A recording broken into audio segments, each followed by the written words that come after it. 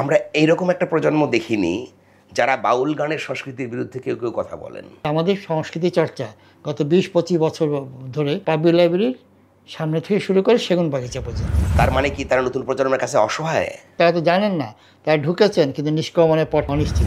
আমাদের ছোটবেলায় যে ওয়াজ মাহফিলগুলো আমরা শুনতাম সেখানে কিন্তু কখনো পারস্পরিক আক্রমণের বিষয় ভাবে ছিল না। সেই মিলাদে কারা ওয়াজ করতে যেত, আমি নাম বলি, ডক্টর শহীদুল্লাহকে আমি ওখানেই প্রথম দেখেছি। আমি কাজী মোতাহার হোসেনকেও দেখেছি ওখানে। কারণ এই গণঅভ্যুত্থানের আগেও আমরা কোনো ইস্তেহার দেখিনি ওইভাবে। পুরো ছাত্র সমাজ কখনো মনে করেন যে যেহেতু আন্দোলনটা আমরা করেছি আমরাই তারা দেশও চালাবো। আলোচনা করতে করতে এখন এমন একটা জায়গায় চলে আসলাম যে দেখেন, মানে একসময় বাংলাকে কি বলা হতো, বাউল গানের দেশ।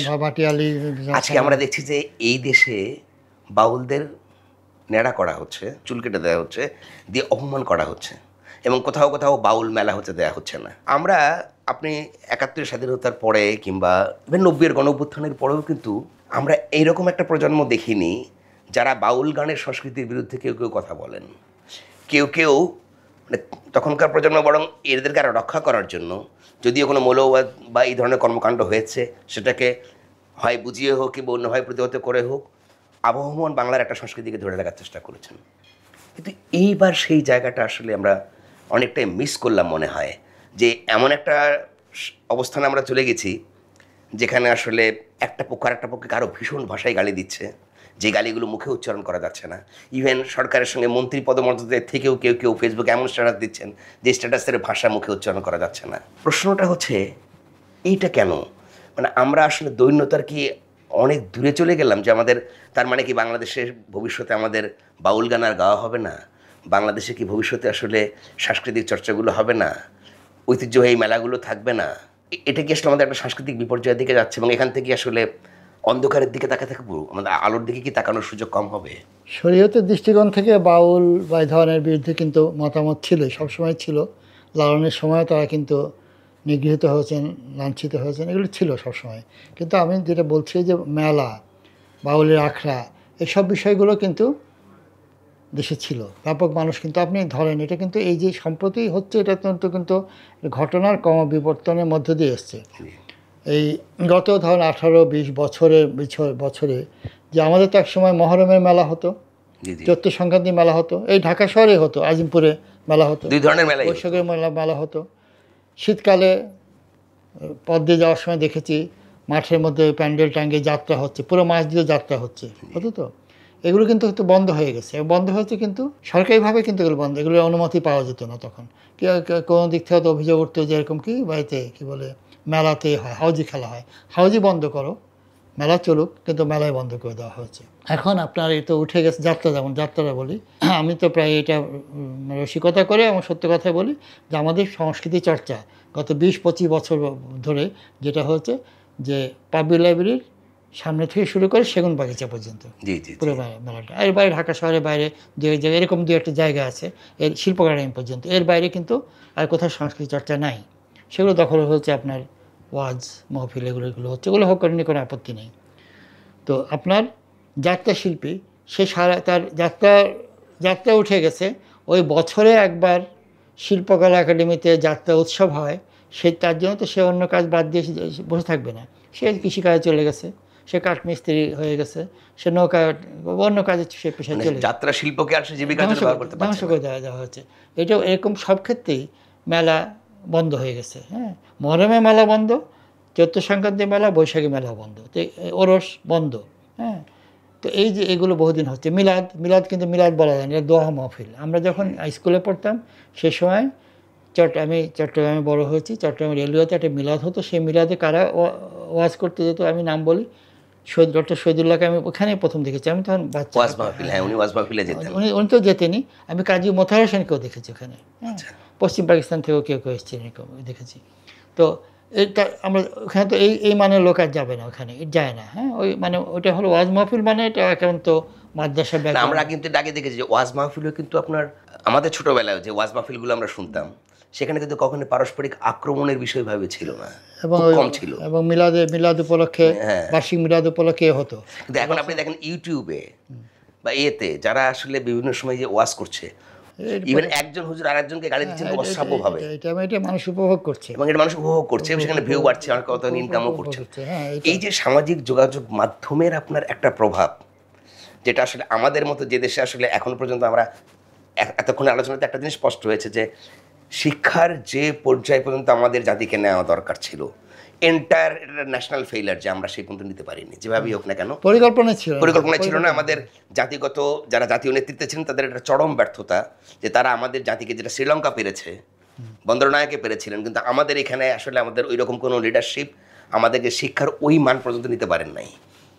আপনার কি মনে হয় না যে এখন সামাজিক যোগাযোগ মাধ্যম আসলে আমাদের এরকম একটা সময়ে আরো বড় বিপর্যয় সৃষ্টি করছে আমাদের ল্যাঙ্গুয়েজগুলো, আমাদের সংস্কৃতির কালচারগুলো? রিডার নাই, এখন ভিউ মানে রিডার আগে বলতাম রিডার, এখন হলো ভিউ। পত্রিকার ক্ষেত্রেও ভিউ। আর এই শ্রীলঙ্কার কথা বললেন, আমি একটা উদাহরণ দিই। শ্রীলঙ্কায় যে পরিবর্তনটা ঘটলো, সেখানে আমরা কি দেখেছি যে জনতা সেখানে রাষ্ট্রপতি ভবনে ঢুকে পড়েছে, বিছানায় শুয়ে দেখেছে রাষ্ট্রপতি ভবনের বিছানা, কিন্তু সেখানে কিছু ধ্বংস করেনি, কিছু নেয়নি। এটা শিক্ষার ফল। একজন বোধহয় মন্ত্রীকে তাড়া করেছিল, সে ওই পুলে লাফিয়ে পড়েছিল বোধহয়, আর একটাই বোধহয় মানুষ মারা গেছে এতে পুরোতে। তো একজন মারা গেছে। তো এইটা যে তুলনা করি তাহলে বুঝতে পারবো শিক্ষার, আমার তো শ্রীলঙ্কাকে উদাহরণ দিতাম শিক্ষার ক্ষেত্রে, তাহলে এইটাই তো একটা বড় উদাহরণ। আমি লাস্ট কলম্বো গিয়েছিলাম, সেখানে দেখা গেলো রাজা পাকসে কিন্তু নিজের বাড়িতেই আছেন, আমার ধারণা ছিল পালায় আছেন, না পালায় নাই। কারণ ওদেরকে জিজ্ঞেস করলাম যে উনি আসছেন, ওনার বিচার হচ্ছে না, তো বললো হ্যাঁ ওনার বিচার হচ্ছে, বিচার হলেও উনি জেলে যাবে যদি শাস্তি হয়, বাট ওনাকে আমরা দেশের বাইরে রেখে দেশের মান সম্মান নষ্ট হয়, এই জন্য ভিতরে নিয়ে এসেছি। দক্ষিণ কোরিয়া দেখেন, জাপানে দেখেন, ক্ষমতাচ্যুত হয় তাই বিচার হয়। এক রাষ্ট্রপতি তো মানে লজ্জায় পাহাড় থেকে লাফ দিয়ে আত্মহত্যা করে দক্ষিণ কোরিয়া করেছিলেন, কিন্তু সেটা ওইরকম ব্যাপার। আমাদের মতো না যে তাকে একেবারে তাকে শেষ করে দেওয়া হবে, তাকে দেশ থেকে বের করে দেওয়া হবে, ধ্বংস করে দিতে হবে। এবারে যেটা আমরা ধ্বংসযজ্ঞ দেখেছি, একেবারে সেই গ্রামের একটা বাড়ি থেকে শুরু করে 32 নম্বর পর্যন্ত, এটা তো বাংলাদেশের একটা ভয়ঙ্কর চিত্র, মানে উচ্ছৃঙ্খলতা। এটা তো আসলে আমাদের মজ্জাগত হয়ে গেছে। এটা আজকে আমি করছি, কালকে অন্য একজন করবে। এবং ব্যাপারটা এরকম দাঁড়িয়ে গেছে যে ও ভালো একটা কাজ হলো, বলবে যে ও কেন করলো, ওর তো করার অধিকার নেই ভালো কাজটা করার। এটা আমার করার কথা, যেহেতু ও করেছে আমি এটা সমর্থন করবো না। শ্রীলঙ্কার গভর্নমেন্টও কিন্তু আসলে উদ্যোগ নিয়ে রাষ্ট্রীয়ভাবে নানানভাবে অনেকগুলো যে পৃষ্ঠপোষকতা দিয়ে হলো কন্টেন্ট ক্রিয়েটরদেরকে, বিভিন্ন কন্টেন্ট কনসালটেশন প্রতিষ্ঠানকে, যে তুমি আমার জন্য এই ভালো কন্টেন্টগুলো দিতে থাকো, এবং সেগুলো অনেক পপুলার কন্টেন্ট হচ্ছে। সেখানে কিন্তু আমাদের এই যে ভালগার বক্তব্য, কাউকে ধমক দিচ্ছে, বিদেশে বসে একজন আগে ধমক দিচ্ছে, এই ওয়াজ মাহফিলের মধ্যে ধমক দিচ্ছে, সাধারণভাবে একজন কথা বলছে সেখানে খুব গালাগাল করতেছে। মানে গালাগাল না দিলে, চিৎকার না করলে, অসভ্য কথা না বললে এখন আপনার ইউটিউব আর ফেসবুকের ভিডিও চলেন, এবং এটা যে আসলে আমাদের একটা প্রজন্মকে শেষ করে দিচ্ছে। আমাদের সন্তানরা আজকে মুখে যে স্লোগান দিচ্ছে একজন বীর সন্তান মুক্তিযোদ্ধার বাড়ির সামনে গিয়ে, এটা আমরা কি সেভাবে লজ্জিত হচ্ছি না? এবং দুর্ভাগ্যজনক, দেখেন এর আগেও যে ঘটনাগুলো ঘটেছে কোনো না কোনোভাবে, যদি ছোটোখাটো ঘটে থাকে, কোনো না কোনো একটা রাষ্ট্রীয় অ্যাড্রেস ছিল, সরকারভাবে একটা কোনো অ্যাড্রেস ছিল। আমরা এখন দেখছি আমাদের যারা সমাজে একসময় সম্মানিত মানুষ ছিলেন, যারা বিভিন্ন বিষয়ে প্রতিবাদ করেছেন, তারা এখন মাননীয় হয়েছেন, তারা রাষ্ট্র ক্ষমতায় আছেন, তারা দায়িত্বে আছেন বিভিন্ন মন্ত্রণালয়ের, তারা এখন এই বিষয়ে নিশ্চুপ। আসলে সম্মানিত থেকে মাননীয় হওয়ার পরে তাদের এই ভূমিকা, তার মানে কি তারা নতুন প্রজন্মের কাছে অসহায়? হ্যাঁ, তারা যখন জানছেন যে তারাই তাকে বসিয়েছে, এরকম যদি কারো বোধ থাকে, হয়তো বসিয়েছেন অন্য কেউ তাদের মুখ দিয়ে বলা হয়ে গেছে ওরাই আমাদেরকে, তাও তো বলতে পারে না যে অন্য কেউ বসিয়েছে, এটা বলা যায় না। যাদের কথা, তাদেরকে কৃতিত্ব দিলাম। আমি যদি বলি যে আপনি আজকে আমাকে সুযোগ দিয়েছেন কথা বলার, তাহলে আমি আপনার বিরুদ্ধে যাবো কীভাবে? আমি তো বলছি যে আপনি আমাকে সুযোগ দিয়েছেন বলে আমি আজকে এখানে আছি। তো সে একটা ব্যাপার আছে। আর তারপর হলো তো এটা তো অনির্বাচিত সরকার, হ্যাঁ, এটা একটা বিরাট ব্যাপার, দুর্বলতা তো আছেই। নির্বাচিত হয়ে নির্বাচন না করে নির্বাচিত হওয়ার তার একটা যেমন বড় একটা বিপর্যয় আমরা দেখেছি, এখানেও সেরকম একটা ব্যাপার আছে। এবং তারা তো জানেন না, তারা ঢুকেছেন কিন্তু নিষ্ক্রমণের পরটাও তাদের সম্পর্কে তারা অনিশ্চিত, তারা তো জানে না তাদের ইচ্ছায় তারা যেতে পারবেন, তাও বোধ হয় ঠিক না, তাও মনে হয় না আমার কখনো।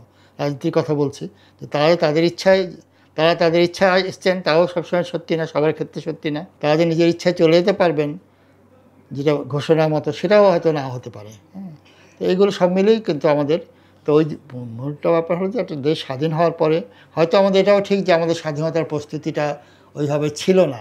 আমি তো বলি, আজকাল ঝুঁকি নিয়েই বলি যে আমরা তো আসলে যুদ্ধটা আমাদের উপর চাপিয়ে দেওয়া হয়েছিল। আমি তো সবসময় বলি, আমরা তো অনেক সময় বলি হ্যাঁ ঠিক আছে, আমি আমার বইপত্রেও লিখেছি হয়তো যে আমাদের 52 ভাষা আন্দোলন থেকে ধাপে ধাপে মানে এর পথে আমরা বিকাশের পথে আমরা স্বাধীনতার দ্বারপ্রান্তে পৌঁছেছি। এটা হয়তো এক অর্থে ঠিক, কিন্তু আবার এটাও তো ঠিক যে কোনো দেশের কোনো জাতির কোনো মানুষ, ব্যাপক মানুষ কিন্তু যুদ্ধ চায় না। 25শে মার্চ দুপুর, আমি তখন তো ইন্টারমিডিয়েটের ছাত্র, কাজে আমি মোটামুটি সচেতন, আমি ছাত্র রাজনীতিও করতাম। 25শে মার্চ দুপুরেও কিন্তু মানুষ কিন্তু ওইটা ভাবেনি, সাধারণ মানুষ। তারা যদি দেখতে একটা সমঝোতা হয়ে গেছে যে কোনো ভাবে, 6 দফা মেনে নিয়ে হোক, কনফেডারেশন মেনে হোক, বা আপাতত এটা স্থগিত। ইস্যুটাও ছিল যে 70 সালের নির্বাচনের পরে ওই নির্বাচনে জয়ী দল ক্ষমতায় বসবে কি বসবে কিনা, দ্বন্দ্বটা তো সেই প্রশ্নে, ক্ষমতা হস্তান্তর, এটা মূল প্রশ্ন ছিল, তাই তো? এখন আমরা অনেক কথা বলি যে হ্যাঁ উনি আপোষ করেছে, অমুক করেছে, এবং একজন বুদ্ধিজীবী বলেছেন যে ওই দিন যদি 7ই মার্চ উনি মিছিল নিয়ে গিয়ে যদি ক্যান্টনমেন্ট ঘেরাও করতো তাহলে ওই দিনই পতন ঘটতে হলো। অবাস্তব কথাবার্তা, খুবই অবাস্তব কথাবার্তা, হ্যাঁ ওই জায়গা থেকে একেবারে দুর্বল চিন্তা থেকে বলা। আচ্ছা, তাহলে মানুষ কিন্তু খুশি হতো। এই যে 30 লক্ষ মানুষ আমরা বলছি মারা গেছে, তাদের আত্মীয়, তাদের এমনকি যে 16 ডিসেম্বরের যেমন ভারতীয় ইনভলভমেন্ট নিয়ে আমরা প্রশ্ন আছে, হ্যাঁ এটা ক্ষতি করেছে, ঠিক আছে, কিন্তু যদি আমরা যখন আমি মুক্তিযুদ্ধের সময় দেখেছি মানুষ বলছে যে ভারত কিছু করছে না কেন, মানুষ তো বাঁচতে চায়, প্রতিদিন মৃত্যুর ছায়ার নিচে সে বাস করছে। যদি 16 ডিসেম্বর যায় 14 ডিসেম্বর বা 14 ডিসেম্বর বা 13 ডিসেম্বর যদি হস্তক্ষেপটা ঘটতো তাহলে আমাদের বুদ্ধি, ওই সময় দেখেন ওই সময়ের যে মানুষগুলোর যে আকুতিটা ছিল, ওই সময় মানুষগুলো আসলে কিভাবে মুক্তিযুদ্ধকে দেখেছে, আমার মনে হয় আজকের প্রজন্মের কাছে সেই অনুভূতি, সেই বার্তাটা আমরা বুঝতে পারিনি। একটা রাইফেল রুটি আওড়াত কিন্তু আমাদের সাথে কাছে আছে, কিন্তু ওই লেখাটা আমরা কিন্তু ব্যাপকভাবে নতুন প্রজন্মের কাছে পৌঁছতে পারিনি, ওটা হারিয়ে গেছে। না, ওটা হারিয়ে গেছে। এর বদলে আমরা কতগুলো বীর কাহিনী তৈরি করেছি। আমি একটা উপন্যাসের কথা প্রায় বলি, আমি নাম এখানে উল্লেখ করব না। সেই উপন্যাসটিতে মধ্যে দেখানো হয়েছে যে মুক্তিযোদ্ধারা যুদ্ধ করতে যাচ্ছে, তার আগে টেবিলে ফিরনি, পায়েস, রেজালা এবং সাংসি মাংস করে মোমবাতি নিভিয়ে, যেমন আমার জন্মদিন দেখলাম, করে তারা অপারেশনে যাচ্ছে এবং অপারেশন সাকসেসফুল করার পরে খুব বিখ্যাত লেখকের বিখ্যাত উপন্যাস, সেটা বেশ কতগুলো সংস্করণ হয়েছে। আমি এটা নিয়ে আরেকবার টেলিভিশনে বলেছি, নাম উল্লেখ না করে বলেছি, এখনও বলবো না নামটা, যারা জানেন তারা জানেন। তো সেখানে তারপর ওখান থেকে উনি অপারেশন থেকে আবার ফোন করে বাড়িতে জানাচ্ছে অপারেশন সাকসেসফুল, তখন মোবাইল ছিল না কিন্তু, এবং এটা কিন্তু কেউ অপারেশন করে জানাবে না, তাই তো উনি বাড়ি থেকে তখন একটা টেলিগ্রাম করাও কত টাফ ছিল। তারপর সে আবার ওই জায়গাটা ফেরত আসবে না, এবং ওই বাসার কাজের বুয়া 7 জন মুক্তিযোদ্ধা ভাইজানদের জন্য 7টা বোতলে ঠান্ডা পানি ফ্রিজে রেখে দিচ্ছে যে ভাইজানরা যুদ্ধ করে এসে খাবে। ঠিক এইভাবে কিন্তু আছে, হ্যাঁ।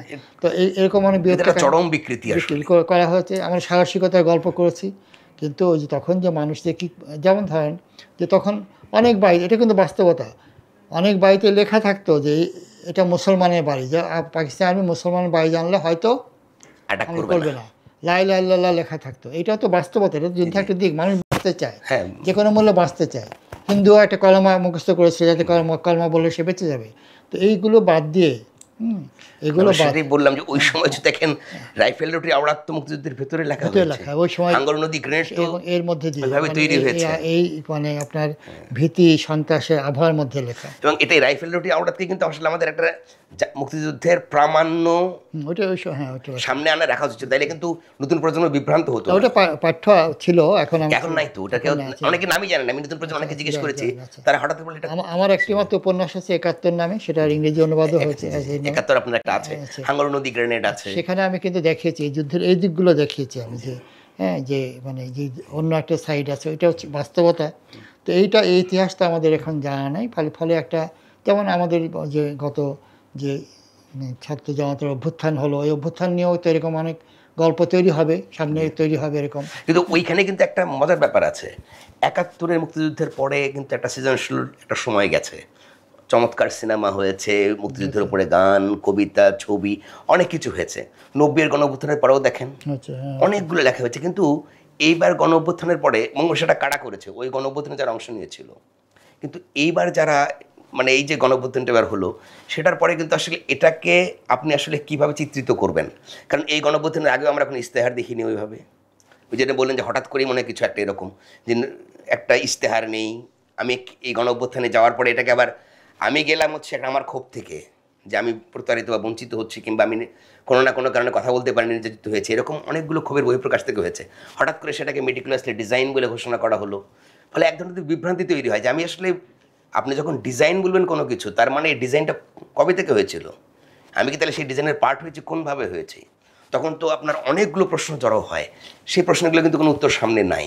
উত্তর হয়তো পাওয়া যাবে পরে, আর সেন্সিটিভ প্রশ্ন। তারপর আমি বলি যে এর আগে যত আন্দোলন হয়েছে, যেমন ধরেন আপনার পাকিস্তান আন্দোলন বলেন, কিংবা ধরেন বাংলাদেশ স্বাধীনতা সংগ্রাম, তার আগে 69 আন্দোলন, 62 ছাত্র আন্দোলন, ছাত্র আন্দোলন করেছে, তার শিক্ষা। আমি কিন্তু ওই সামাজিক মাধ্যমকে আমি খুব ব্যবহার করি, কিন্তু আমি খুব সক্রিয়। আমি এই আন্দোলনের পর থেকে বলছি ছাত্রদের এই মুহূর্তে উচিত ক্যাম্পাসে ফিরে যাওয়া, শুধু ক্যাম্পাসে না, ক্লাসরুমে ফিরে যাওয়া। আর কখনো, হ্যাঁ, ছাত্রদের মধ্যে কেউ একজন হয়তো মন্ত্রী হয়েছে, কেউ একজন প্রাইভেট সেক্রেটারি হয়েছে, তোফায়েল আহমদ হয়েছে, তো অনেকে এমপিও হয়েছে কেউ, কিন্তু পুরো ছাত্র সমাজ কখনো মনে করেন যে যেহেতু আন্দোলনটা আমরা করেছি, 69 আন্দোলন তো ছাত্ররাই করেছে, তাই ছাত্ররাই বঙ্গবন্ধুকে মুক্ত করেছে। কিন্তু এর জন্য যে দাবি করা যে আমরাই তারা দেশও চালাবো, এইটাকে এইরকম এটা হয়নি। 90 গণঅভ্যুত্থানের পরেও হয়নি, এটা পৃথিবীর অন্য দেশেও হয়নি। একমাত্র নেপালেও আমরা দেখলাম, নেপালে কিন্তু বিক্ষোভের 3 দিন পরেই তারা ভুল স্বীকার করলো যে আমরা যে ক্ষতি করেছি সেই ভুলটা স্বীকার করলাম বলে তারা আবার ক্লাসে ফেরত গেলেন। নেপালে এটা তো সাম্প্রতিক ঘটনা। আমি তার আগে আমি বলেছিলাম তালেবান ছাড়া আর কোথায় উদাহরণ নাই। এবং যেখানে চা করতে গেছে ফরাসি বিপ্লবের মতো ঘটনা ঘটেছে, পরস্পরের বিরুদ্ধে যে গিলোটিনে প্রাণ দিয়েছে, নেতা দিয়েছে, এরকম। এটা আমি ফেসবুকে তখন লিখেছিলাম সেই কথাগুলো। হ্যাঁ, পরে আমার হয়তো বইও ছাপা হবে সেই লেখাগুলো সকালে। কিন্তু এই ব্যাপারটা কিন্তু আমাদের দেশে ঘটেছে, কিন্তু এটা যে ঠিক হয়নি এই উপলব্ধিটাও কিন্তু আমাদের এখনো বোধ হয়, ওইটাকে আর গ্লোরিফাই করার চেষ্টা করা হচ্ছে। যে এখন আপনার আমাদের অভিভাবকদের বা বড়দের দায়িত্ব হচ্ছে এই প্রজন্ম যদি কোনো ভুল করে থাকে সেটাকে ধরিয়ে দেওয়া এবং তাদেরকে সঠিক পথে রাখা। দুর্ভাগ্যজনক হচ্ছে আমরা সেই অভিভাবকই খুঁজে পাচ্ছি না। অভিভাবক নাই, এবং অভিভাবককে তারা মানছে না, কারণ অভিভাবকদের তারা দেখেছে চরিত্র যে তারা করতে পারে, চেহারা বদলাতে পারে, কালকে ওইদিকে ছিল আজকে সে আবার নতুন করে, তারা তো অভিভাবকদের প্রতি শ্রদ্ধা তো নাই। আজকে আমার একজন স্কুল টিচার, একজন হেডমাস্টার, একজন কলেজ টিচার, একজন বিশ্ববিদ্যালয় টিচারকে পাবেন না। আগে তো একটা কার উপন্যাস, শরৎচন্দ্রের উপন্যাস বা কোথাও একটা পেয়েছে এরকম উদাহরণ, যে আমার ঠিক মনে নাই, যে মাতালের সঙ্গে মদ খায়, কিন্তু মেয়ের বিয়ের জন্য যে টাকাটা রাখতে হবে সেই স্কুল হেডমাস্টারের কাছে রেখে দেয়। ঠিক আছে, তো এই জিনিসটা বিশ্বাস করার মতো একজন লোক, সেটা হেডমাস্টার হতে পারে, সে মসজিদের ইমামও হতে পারে, এরকম সমাজে এরকম লোক নাই যে যাকে আপনি এরকম জায়গা একেবারে রাষ্ট্রের সর্বোচ্চ পর্যায় থেকে শেষ পর্যন্ত আস্থার সংকটটা প্রবল। হ্যাঁ, আস্থা আপনি করতে পারেন, তো সেরকম না। তাকে হয়তো ব্যান্ডিং করছেন আপনি যে না সে সে ভালো, কিন্তু সে সুযোগ না পেয়ে ভালো, কিংবা সে অমুক, আসলে মনে মনে তো সে অমুক পার্টি করে, মনে মনে অমুক করে, সে যে এর বাইরেও হতে পারে ভালো মানুষ, সেরকম লোক কিন্তু আমাদের সমাজ থেকে নেই হয়ে যাচ্ছে। অনেক আলোচনা হলো, আমার মনে হয় এর মধ্যে থেকে অনেকগুলো চিন্তার খোরাক পাওয়া যাবে। একদম শেষ পর্যায়ে এসে আপনার কাছে একটু জানতে চাই, বুদ্ধির মুক্তি আন্দোলনে তো 100 বছর পূর্ণ হচ্ছে হবে আগামী জানুয়ারিতে। আমাদের এই বাঙালির, আমাদের এই জাতিসত্তার আজকের যে অবস্থা, সেখান থেকে উত্তরণের জন্য আরেকটি বুদ্ধির মুক্তি আন্দোলনের কি প্রয়োজন আছে, কিংবা সেটা কি সম্ভব? বুদ্ধির মুক্তি আন্দোলনের 100 বর্ষ পূর্তি হচ্ছে, এবং এটা যে আন্দোলনটার কি প্রভাবটা কি ছিল, কিংবা এটা কারা করেছেন, কি করেছেন, এটা কিন্তু আমাদের নতুন প্রজন্মের জানার কোনো সুযোগ নাই, এবং অনেকে হয়তো আমাদের প্রজন্মেরও অনেকে জানে না। তো আমি ব্যক্তিগতভাবে এই সুযোগটা নিচ্ছি বলার যে আমি একটা উদ্যোগ নিয়েছি। আমার সঙ্গে মামুন সিদ্দিকী একজন গবেষক আছেন, তরুণ বাংলালিপির গবেষণা কর্মকর্তা, আমরা দুজনে মিলে আমরা করছি। যেহেতু আমি তো এখন বয়স হয়ে গেছে, আমার অনেক মোবিলিটি কমে গেছে, তো উনিও বেশি সক্রিয়ভাবে কাজগুলো করছে। আমরা 2টো বইয়ের পরিকল্পনা করছি। এটা হলো আমরা যেটা পারি, আমরা তো অন্য কিছু করতে পারি না, আপনারা হয়তো অনেক কিছু করতে পারবেন। যে 2টো বই, একটা বই হলো যে বুদ্ধিমুক্তি আন্দোলনের মুখপাত্র ছিল শিখায় যে লেখাগুলো ছাপা হচ্ছে, শিখায় কিন্তু শেষ না, শিখা বন্ধ হয়ে যাওয়ার পর অন্য এই লেখকরা অন্যরা লেখা লিখেছে, আর 2-একটা পত্রিকা 1 সংখ্যা 2 সংখ্যা বেরিয়েছে, আগেও করেছে, পরে এই লেখাগুলো একটা সংকলন, এটা হয়তো আমরা চেষ্টা করবো এবছর করার, কাজও চলছে। আরেকটি হলো বুদ্ধির মুক্তি আন্দোলনের প্রভাব নিয়ে, এবং তাদের নিয়ে যারা আগে লিখেছেন, বুদ্ধিমুক্তি আন্দোলনের সঙ্গে যুক্ত ছিলেন, তাদেরও লেখা, এবং সাম্প্রতিক এখনকার তরুণ বুদ্ধিজীবী পর্যন্ত বা তরুণ যারা চিন্তা করেন তাদের পর্যন্ত লেখা নিয়ে এটা একটু বড় বই হবে। এটা হয়তো তাড়াতাড়ি পাওয়া যাবে না, সব লেখা জোগাড় করা যাচ্ছে না, এখন পর্যন্ত পাইনি, অনেকে হয়তো লিখবেনও না, তো সেটা আর প্রকাশক পাওয়া একটা মুশকিল। বইয়ের বাজার আপনি জানেন যে খুব খারাপ অবস্থা এখন। তো এই 2টো বইয়ের পরিকল্পনা আমরা করেছি, যদি কিছু লোককে অন্তত অবহিত করা যায়, বা কেউ যদি সুযোগ চায়, মনে করা যায় এর থেকে কিছু জানা যাবে। কিন্তু আশা করি না যে এটা নিয়ে খুব আমাদের সরকার মানে রাষ্ট্রীয়ভাবে, মানে এটা বলছি না যে এই সরকার করবে না, মানে আগের সরকার থাকলেও যে করতো তাও মনে হয় না, তাও মনে হয় না। তো এটা নিয়ে কেউ কিছু করবে তা না, কিন্তু এর বাইরে যে করা, যে যারা করতে পারে, যে আমাদের তারা কিন্তু করে। সবাই তো আমরা নিজেদের এটা নিয়ে আছি। আমরাই প্রথম, আমাদের আগে কিছু হয়নি। এই ব্যাপারটা তো এরকম যে যা করছি প্রগতিও আমরাই করছি, হ্যাঁ, প্রতিক্রিয়া আমরাই করছি। তো কাজেই হয়তো ওটা হবে না, চেষ্টা করছি আমরা এইটুকুই। এবং এর বাইরেও আমি জানি, এর বাইরেও নানা জায়গা থেকে উদ্যোগ নেওয়া হচ্ছে। সিলেটে একটা উদ্যোগের কথা শুনেছি, চট্টগ্রামে একটা সেমিনারের কথা শুনছি, কিন্তু দেশের যে এই টালমাটাল অবস্থায় কেউ কিন্তু এই বিষয়টা নিয়ে খুব বেশি অগ্রসর হতে সাহস করছে না, পৃষ্ঠপোষকতা পাবে না। হ্যাঁ, একটা ভয় তো আছেই। আমরা যেমন দেখছি, ধরেন আওয়ামী লীগ গভর্নমেন্টের আমলে একজন লেখক মুস্তাক আহমেদকে, কার্টুন শিশিরকে ধরা হয়েছিল, সাংবাদিক রোজিনা ইসলামকে করা হয়েছে, তখন কিন্তু একটা প্রতিবাদ হয়েছে, মানুষ কিন্তু ব্যাপক প্রতিবাদ করেছে। আমি নিজেও কিন্তু অনেকগুলো প্রতিবাদে সামিল হয়েছি। কিন্তু এইবার যখন একটা ঘরোয়া সেমিনার থেকে আপনার একজন সাংবাদিক, বিশ্ববিদ্যালয়ের শিক্ষক সাংবাদিক মঞ্জুর আলম পান্না, বিশ্ববিদ্যালয়ের শিক্ষক হাফিজুর রহমান কার্জন, এনাদেরকে প্রথমে একদল সন্ত্রাসী এসে তাদেরকে পিটিয়ে রক্তাক্ত করলো, তারপরে তাদেরকে অনেকক্ষণ বসিয়ে রেখে থানায় নিয়ে সন্ত্রাস দমন আইনে মামলা দেওয়া হলো 12 ঘন্টা পরে, এবং তাদের এখনও জেলে আছেন। তার মানে আসলে গণ অভ্যুত্থানের আগে এই ঘটনাগুলোর বিরুদ্ধে আমরা প্রতিবাদ করেছি, যেই কারণে আসলে 5ই আগস্ট ঘটেছে। এই ঘটনাগুলোর প্রতিক্রিয়া হিসেবে প্রতিবাদে সব কিছু কাজ হয়েছে তা কিন্তু না, হয়নি। কাজ হয়তো হয়নি, কিন্তু প্রতিবাদটাও হয়েছে। কিন্তু এখন যেটা হচ্ছে, এখন প্রতিবাদটাও আর কেউ করছে না। আমরা আশা করি যে এই সময় থেকে আমরা উত্তরণ ঘটাবো। আপনারা যে বুদ্ধির মুক্তি আন্দোলনের একটা নতুন প্রজন্মকে জানানোর উদ্যোগ নিয়েছেন, আমার মনে হয় যে এই উদ্যোগ সারা দেশে ছড়িয়ে পড়বে। আমাদের যতটুকু সামর্থ্য আছে আমরা সবাই যুক্ত হব। সবার প্রতি আহ্বান থাকবে যে নিজেরা আপনারাও করেন কিছু কিছু মানে প্রচার, আপনারা তো সুযোগটা বেশি, অনেক বেশি লোকের কাছে পৌঁছতে পারেন আপনারা। বই তো ধরেই নিচ্ছে যে বই বেশি লোক কিনবে না, এবং এইসব বইগুলোর দাম হবে এত যে ইচ্ছা করলেও তরুণরা কিনতে পারবে না। আর আমাদের তো লাইব্রেরি, যে পাঠ সংস্কৃতি তো উঠেই গেছে, পাঠাগার সংস্কৃতি নাই। তো এখন ওইটা প্রচার মাধ্যমে একটা বড় ভূমিকা পালন করতে পারে। সেটা তো প্রচার মাধ্যম, এবং সরকারি পর্যায়ে এখনও তো আপনার উদ্যোগ নেন। শিল্পকলা একাডেমি আছে, বাংলা একাডেমি আছে, তারাও আসলে উদ্যোগ নিতে পারে, নিয়ে হয়তো আমাদের এই বুদ্ধির মুক্তি আন্দোলনের গৌরব ঐতিহ্যকে তুলে আনতে পারে। এতে করে এটা আমাদের জাতির জন্য একটা সামনে আলোর একটা বড় পথ দেখাতে পারে। এটা একটা আমাদের অবলম্বন, এটা নিয়ে আমরা আবার উঠে দাঁড়াবার চেষ্টা করতে পারি। ঐতিহ্যের মধ্যে এটা ছিল, আমাদের ঐতিহ্যের মধ্যে নজরুল ছিলেন, আমাদের ঐতিহ্যের মধ্যে রোকেয়া ছিলেন, এগুলো আমাদের এখন করতে হবে। রোকেয়া ছিলেন, নজরুল ছিলেন, বুদ্ধির মুক্তি আন্দোলনেরা ছিলেন, কাজী আব্দুল ওদুদ এই কথা বলেছেন, উনি কোরআন অনুবাদ করেছেন, হাদিস অনুবাদ করেছেন, উনি এই কথাগুলো বলেছেন। আবুল হাসান মুসলিম কি বলে আইন নিয়ে তিনি কাজ করেছেন। ওই জায়গাটাতে আমাদের না, এটা আমাদের ওই জায়গাটাতে আমাদের দুর্বলতা, যে আমরা সবাই একপ্রান্তিক হয়ে গেছে। আমি আমার জগতের বাইরে অন্য বিষয় নিয়ে আমি অ্যাড্রেস করি না, জানিও না, অন্যরাও তাই, জানার কোনো চেষ্টা তাদের মধ্যে নাই, সেই ব্যাপারটাই হয়ে গেছে। এটাই সমস্যা। আমরা আশা করি শফিউল ভাই যে বুদ্ধির মুক্তি আন্দোলনের 100 বর্ষের পূর্তিতে আমাদের চিন্তা কাঠামোকে সামনের দিকে এগিয়ে নেওয়ার জন্য এবং জাতিকে আসলে সামনের আলোকিত একটি পথ দেখানোর জন্য আপনারা ভূমিকা রাখবেন, গণমাধ্যমগুলো ভূমিকা রাখবে, এবং এখান থেকে হয়তো আমরা আর একটা ভালো অবলম্বন পাবো সামনে এগিয়ে যাওয়ার জন্য। সেই প্রত্যাশা রেখেই আজকে এই পর্যন্তই, আজকে শেষ করছি। দর্শক, আবারও দেখা হবে এডিটোরিয়াল ভিউজের নতুন কোনো পর্বে, নতুন কোনো বিষয় নিয়ে। সে পর্যন্ত ভালো থাকুন আর সঙ্গে থাকুন viewsbangladesh.com-এর।